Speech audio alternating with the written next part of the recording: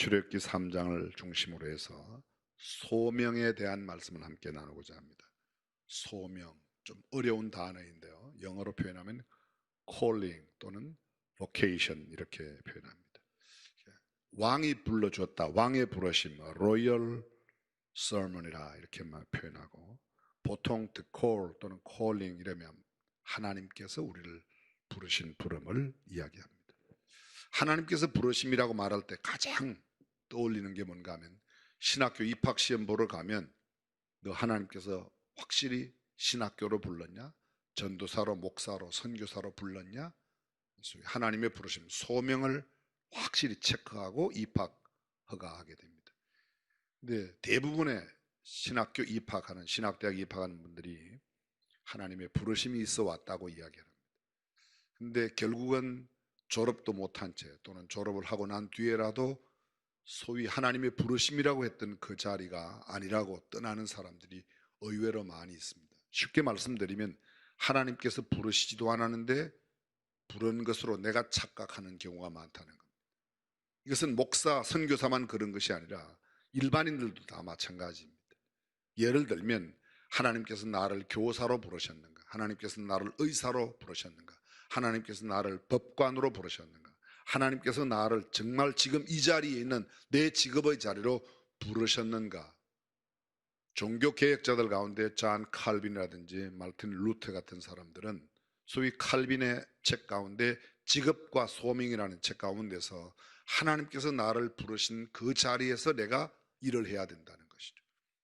그것은 마치 목사가 부르심을 받은 그 자리에서 목회를 하는 것과 똑같이 내가 장사를 하든 내가 가르치든 내가 병 고치든 어떤 자리에 있든지 똑같은 부르심의 자리라고 하는 것입니다.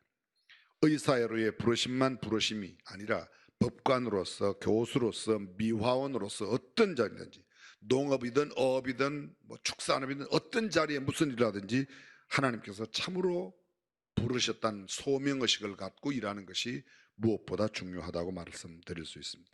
하나님이 계획하신 때에 하나님께서 맡기신 그 일을 하나님께서 허락하신 그 장소에서 하는 것보다 더 축복스러운 일이 있을까요? 어쩌다가 보니까 지금 이때 내가 먹고 살기 위해서 할 수 없이 일을 한다. 소위 지난번에 말씀드렸습니다. 크로노스와 카이로스, 흘러가는 시간 속에서 어쩔 수 없이 내가 이 시간에 여기서 일을 하는 것과 하나님께서 계획한 그 시간, 그 타임에 그곳에 그 일을 한다는 것은 전혀 별개의 문제입니다. 성경 속에는 이 부르심에 대한 이야기가 수없이 많이 나옵니다. 로마서 1장 1절에 보면 예수 그리스도의 종 바울은 사도로 부르심을 받아, 바울은 내가 사도로 부르심을 받았다고 말합니다. 로마서 1장 6절 계속해서 너희도 그들 중에 있어 예수 그리스도의 것으로 부르심을 입은 자니라, 성도로 부르심을 받은 겁니다. 목사, 사도, 선교사 이런 사람들만 부름받은 게 아니라 성도로 부르심을 받았습니다. 목사라는 직책만 부름받은 게 아니라 내가 상업의 자리에, 임업의 자리에, 농업의 자리에, 내가 무슨 전기공의 자리에, 벽돌공의 자리에, 어떤 자리에든지 하나님께서 부르신 그 부름, 그것을 생각하고 살아가는 거예요. 로마서 11장 29절입니다. 하나님의 은사와 부르심에는 후회하심이 없느니라. 무슨 말입니까? 내가 지금 이 일을 하고 후회하고 있다면 하나님의 부르심의 자리가 아니라는 거예요. 하나님께서 부르신 그 자리에 일하는 사람은 후회하지 않습니다. 기쁨과 즐거움으로 감당합니다. 하나님께 영광을 돌립니다. 내게도 보람을 느낍니다. 아멘. 도전해 보겠습니다. 여러분은 지금 여러분이 하고 계신 일을 하나님께서 허락하신 일이며 지금 이때 그 일을 하라고 그곳에 부르셨다고 믿습니까? 그게 없다면 나는 불행한 사람, 아무리 돈을 많이 벌어도 불행한 사람. 고린도전서 1장 24절에 보면 오직 부르심을 입은 자들에게는 유대인이나 헬라인이나 그리스도는 하나님의 능력이요 하나님의 지혜니라. 26절입니다. 형제들아 너희를 부르심을 보라. 육체를 따라 지혜 있는 자가 많지 아니하며 능한 자가 많지 아니하며 문벌 좋은 자가 많지 아니하며. 지난주에 말씀드렸습니다. 문벌이 좋아서 외모가 탁월해서 많은 것을 배웠기 때문에 갖춘 것이 있어서 그런 것 때문에 아니라 하나님께서 일방적으로 그들을 구원의 자리로 불러주시고 지금의 자리에 불러주셨다는 겁니다. 하나님의 부르심이 확실하면 그 부르심을 확실하는 가운데 기쁨과 즐거움으로 그 일을 감당해야 될 줄로 믿습니다. 고린도전서 7장에는 이 부르심에 대한 이야기가 아주 다양하게 나타납니다. 18절입니다. 할례자로 부르심을 받은 자가 있느냐? 무할례자가 되지 말며, 무할례자로 부르심을 받은 자가 있느냐? 할례를 받지 말라. 이게 무슨 말입니까? 유대인으로 부름받은 사람, 유대인의 부름받은 자리에서 일해라. 이방인으로 부름받은 사람, 무할례자, 이방인으로 부름받은 사람, 넌 이방인으로서 예수 믿는 사람으로 살면 된다는 겁니다. 계속해서 20절로 22절까지 각 사람이 부르심을 받은 그 부르심 그대로 지내라. 내가 종으로 있을 때의 부르심을 받았느냐? 염려하지 말라. 그러나 자유할 수 있거든 차라리 사용하라. 주 안에서 부르심을 받은 자는 종이라도 주께 속한 자유자요, 또 이와 같이 자유자로 있을 때에 부르심을 받은 자는 그리스도의 종이니라. 그렇습니다. 내가 어떤 자리에서 부름을 받았든지 종으로 부름을 받았지만 그리스도 안에서 구원의 자유를 마음껏 누리고, 내가 이방인 아니라 유태인으로서 자유인으로 부름을 받았지만 나는 늘 주님의 종이라는 자세를 갖고 부르심을 받은 종의 자리에서 일을 감당하라, 그런 말입니다. 24절입니다. 형제들아, 각각 부르심을 받은 그대로 하나님과 함께 거하라. 내가 남의 자리를 부러워하지 말고, 남의 직책, 남의 위치, 남이 가진 것, 남이 갖춘 것을 부러워하지 말고, 하나님께서 나를 불러주신 그 부름의 자리에서 하나님께서 내게 맡기신 그 일을 하나님과 함께 감당하면 하나님께 큰 복이 되는 줄로 믿습니다. 다니엘이 보면 사자굴 속에 던짐받는 것을 알고 있어요. 그럼에도 불구하고 그는 예루살렘을 향하여 열린 창문을 열어놓고 하루에 3번씩 기도하는 거예요. 실제로 풀무 가운데 던져졌던 사드락, 메삭, 아벤느고도 그러합니다. 히브리서가 말하고 있는 수많은 믿음의 영웅들이 그렇게 죽어갔습니다. 양의 가죽을 쓰고 짐승의 가죽들을 쓰고 처참하게 톱으로 캠을 당하고 죽어갔지만 그들은 하나님이 보내신 그 자리를 도망가지 않았습니다. 그 자리를 지켜냈습니다. 광야에서, 산중에서, 토굴과 아멜에서 유리방황할 때도 있었습니다. 하나님의 뜻을 이루는 영적인 자아 실현을 그들이 이루는 일에 있어서는 조금도 흔들림이 없었습니다. 소명의 일을 다하고 하나님께서 그에게 맡기신 그 직임의 자를 끝까지 지켰던 그 사람들이 하나님의 사람입니다. 다시 도전합니다. 저와 여러분들은 정말 하나님께서 내게 맡기신 그 일을 위하여 얼마나 지금 그곳에 충성스럽게 일하고 있는가? 아니, 지금 내가 일하고 있는 그 자리가 정말 하나님이 부르심의 자리인가? 짧은 시간 성경 속 소명의 사람을 다 이야기한다는 것은 불가능하고 필설로 다 표현할 수 없습니다. 하지만 그들이 모두 역사의 주인공입니다. 하나님께서 주신 사명을 완벽하게 이루어냈습니다. 오늘 본문 역시 역사상 그 누구와도 견줄 수 없는 하나님의 사람, 걸출한 위대한 지도자 모세의 소명을 잘 나타내주고 있습니다. 우선 모세의 일생을 간략하게 한번 설명해 보겠습니다. 우리는 잘 알고 있습니다. 모세는 120년을 살았습니다. 처음 태어나서 40년은 자기의 생모인 요게벳 밑에 젖을 먹고 자라며 처음 40년 동안은 애굽의 왕궁에서 자랐습니다. 태어날 때의 모습은 이미 지난 시간에 말씀드렸지만 노예의 아들로 태어났습니다. 생명의 위협이 극에 달한 시점에서 출생했습니다. 3년 전 그의 형 아론이 태어날 때만 해도 그런 일이 없었는데 모세가 태어날 때는 남자는 거의 죽임을 당하거나 이미 태어났더라도 나일강 하수에 버려질 수밖에 없는 그런 처참한 비극적인 현상에서 상황 가운데 태어났습니다. 바로의 공주의 아들이 돼 애굽의 궁궐에 들어갔습니다. 애굽의 학술을 다 배워 그 말과 행사가 능하게 되었습니다. 그는 왕자로서 자신의 힘과 능력과 이 정도의 권세라면 이제는 내 백성 히브리 백성들을 이 속박의 땅 애굽에서 인도에 낼 수 있다고 생각했습니다. 그래서 나이 40이 되었을 때 그 동족, 그 형제 이스라엘 사람, 히브리 사람이 돌아볼 생각이 나서 그 고역의 현장에 나가고 억울하게 당하고 있는 그 히브리 사람을 위해 애굽 사람을 쳐 죽였습니다. 그는 생각했습니다. 지난주에 말씀드렸죠. 뭐라고 생각했죠? 내가 이를 쳐 죽이면 이 히브리 사람이 왕자가 우리를 구원해 줄 것이라고 깨달으리라고 생각했지만 착각이었습니다. 오히려 그 다음날 그는 자신의 일이 탄로나게 되고 그를 죽이려고 하는 바로의 낯을 피하여 도망갔습니다. 드디어 40년 궁궐 생활은 그렇게 끝나고 원치 않았던 미디안 생활이, 그가 도망간 곳은 미디안이었습니다.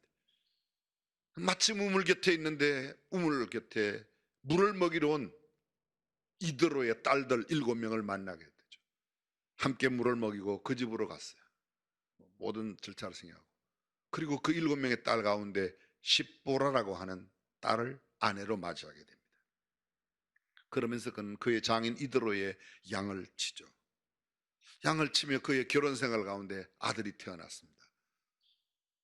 출애굽기 2장 21절 이하 22절에 보면 모세와 이 십보라 사이에 태어난 첫 번째 아들 이름이 게르솜입니다. 게르솜의 이름의 뜻은 내가 타국에서 객이 되었다. 다시 말하면요, 한마디로 게르솜이라는 단어를 딱 다른 한 단어로 줄이면 나그네라는 뜻입니다. 객이 되었다. 이 모세와 십보라 사이에 태어나는 이 아들의 이름 속에 하나님께서 모세에게 미디안 광야 40년을 통하여 깨우치는 아주 중요한 진리가 들어있습니다. 나는 나그네야. 내가 지나간 40년 동안 왕궁에 살아왔던 그것이, 그때는 굉장한 권세가 있고 힘이 있고 능력이 있고 지위가 있다고 생각했습니다. 그런데 양을 치면서, 이도로의 양무리를 치면서, 그리고 결혼하여 낳은 그의 첫째 아들, 나는 나그네야. 나그네 인생. 생각해 보십시오. 40년 동안을 광야에서 살아갑니다. 적막한 그 땅, 가까운 친구 없어. 예전에 즐기던 모든 애굽의 문명이라고는 전혀 하나도 없습니다. 전혀 딴 세상에서 어쩌면 밤이면 별을 바라보고 어두컴컴한 그 별빛 아래서 자신의 처량한 모습을 보았을 겁니다. 장렬하는 태양빛 아래서 양을 몰고 다니며 그가 겪어야 했던 수많은 고초들 가운데 나그네 인생길을 그는 깨닫는 거예요. 그리고 드디어 두 번째 아들이 태어납니다. 출애굽기 18장 1절 2절 이하에 보면 두 번째 아들이 태어났는데 그 아들 이름이 엘리에셀입니다. 엘리에셀. 엘리가 뭐죠? 엘리 나의 하나님. 엘 하나님, 리 나야라고 그랬어요. 엘리에셀, 나의 하나님이 에셀이다. 에셀이란 말은 도우심, 구원, 축복, 그런 뜻이었습니다. 연결해 볼까요? 엘리에셀. 나의 하나님이 도와주신다. 나의 하나님이 구원하신다. 나의 하나님이 복을 주신다. 그는 처량한 나그네 생활 가운데 나를 도와주실 수 있는 분은 하나님이라는 거예요. 나의 하나님 이외에는 나를 도와줄 수 없다는 걸 깨닫습니다. 나 무기력하며 내가 얼마나 아무것도 아니라는 내 존재의 허무함과 허탈함, 내 삶 속에 있는 적막감과 이 고독감, 내 인생의 허무함과 덧없음을 깊이 깨닫고 하나님이 나를 도와주시, 나의 하나님이 나를 도와주시, 나의 하나님이 나를 건져내시지 않으면, 나의 하나님께서 나를 복주시지 않으면 내 삶은 의미가 없다라고 생각했던 게 모세의 미디안 광야입니다.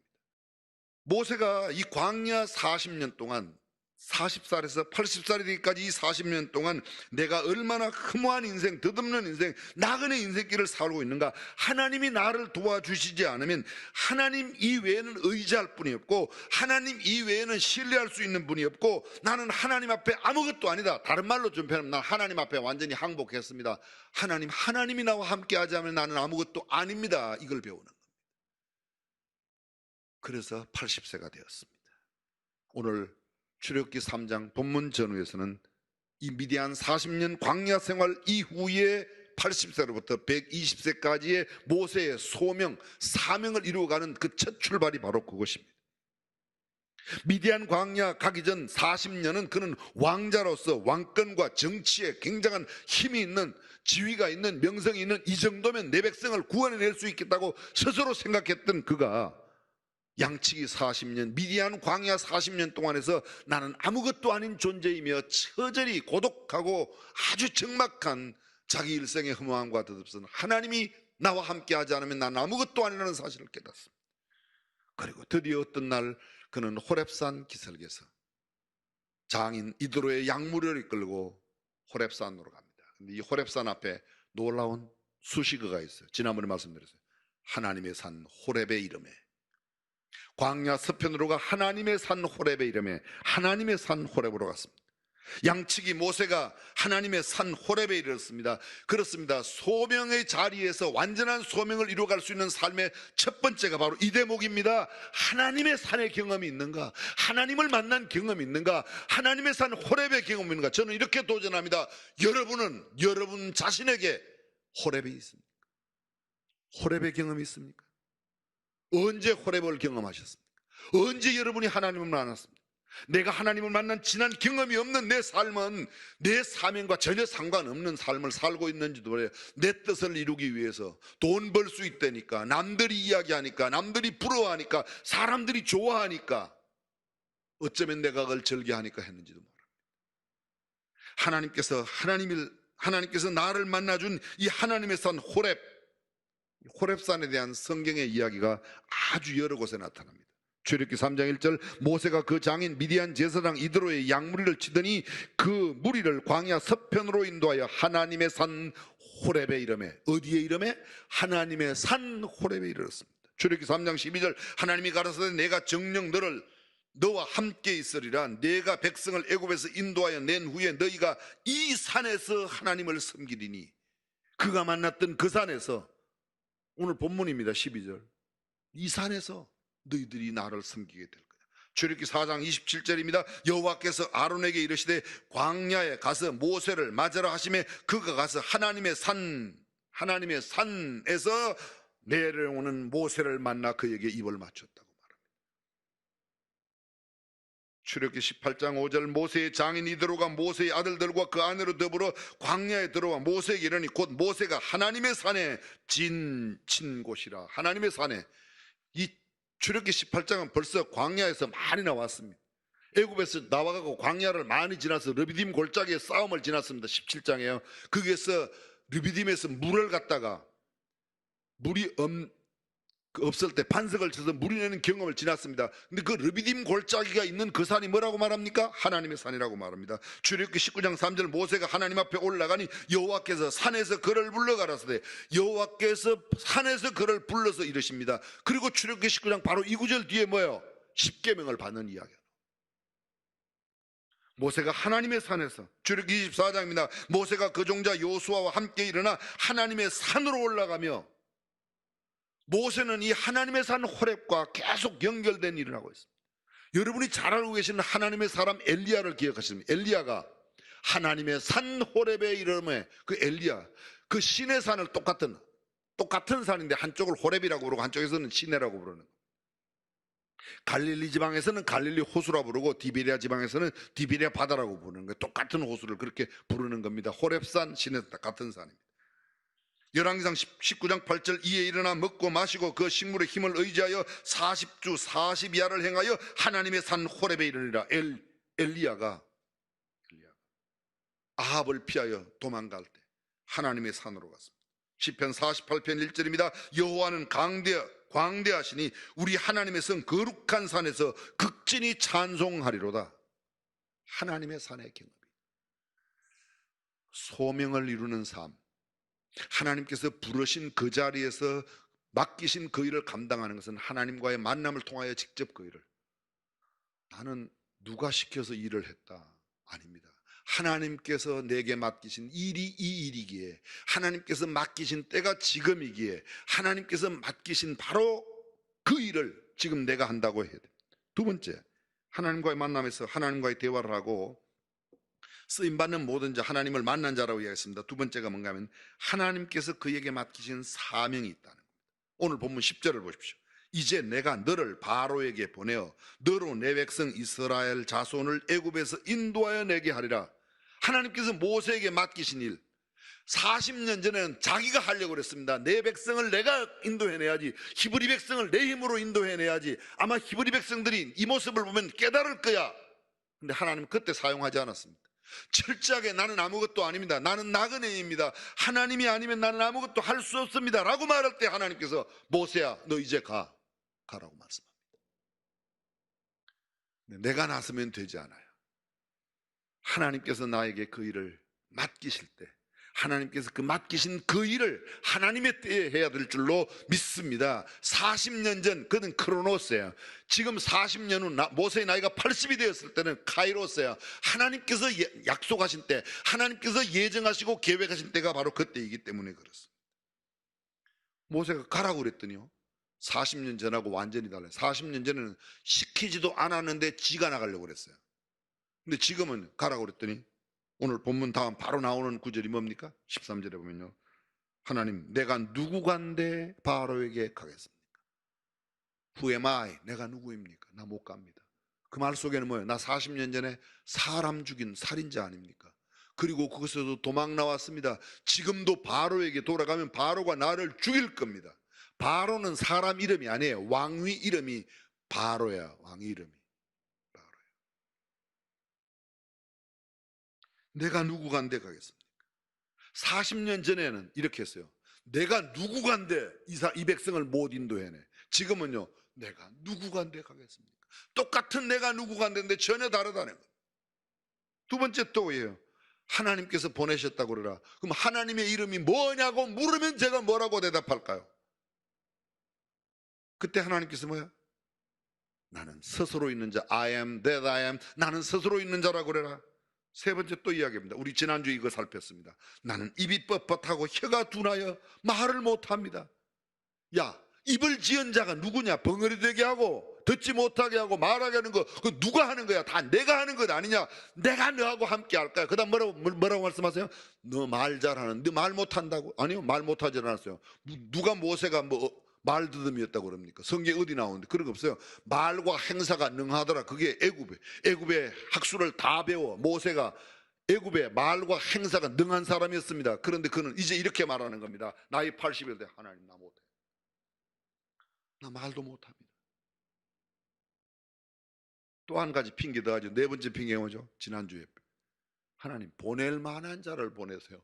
저는 아니에요. 그래서 좀 보낼 만한 사람을 보내세요. 저쪽에 김 집사님 보내고 저쪽에 장로님을 보내야시지 왜 저를 보냅니까? 저는 아니에요. 아니야. 하나님께서 너라고 그래요. 사랑하는 성도 여러분, 내가 있어야 할 자리는 하나님께서 나를 그곳에 보내셔서 나로 하여금 할 일이 있기 때문에 그곳에 보내셨다고 믿고 사는 사람, 그 사람이 참된 소명을 이룰 수 있고 사명을 감당할 수 있는 사람인 줄로 믿습니다. 바로 그렇게 모세가 계속 못 간다고 그러니까 하나님이 크게 노를 바라셨어요. 노를 바라셨어요. 그러면서 하시는 말씀이 있어요. 뭐죠? 자, 오늘 본문의 12절이에요. 12절 함께 보겠습니다. 12절 시작.